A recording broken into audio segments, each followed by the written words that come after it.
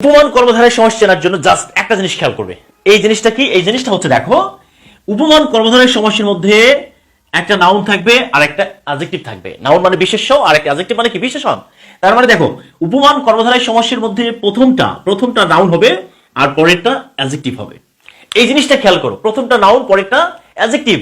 আর একটা জিনিস খেয়াল করতে হবে, সেটা হলো উপমান কর্মধারয় সমাসের ব্যাস বাক্যের মধ্যে, ব্যাস বাক্যের মাঝে ন্যায় থাকবে। কি থাকবে?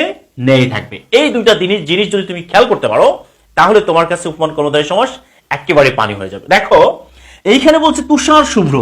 কি শুভ্র? তুষার শুভ্র। তাহলে দেখো তো, এই তুষার আর একটা হচ্ছে শুভ্র, তাহলে তুষারটা কি বলতো? তুষারটা হচ্ছে নাউন আর শুভ্রটা হচ্ছে কি?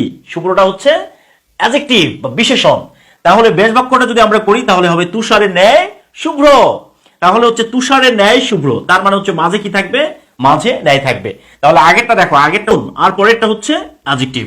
এরপরেরটা দেখো, অরুণ রাঙ্গা। অরুণ রাঙ্গার মধ্যে অরুণটা হচ্ছে নাউন, রাঙ্গাটা হচ্ছে অ্যাডজেক্টিভ। তাহলে অরুণের ন্যায় রাঙ্গা। এরপরে দেখো, রক্তলাল, তার মানে রক্তটা হচ্ছে নাউন আর লালটা হচ্ছে অ্যাডজেক্টিভ।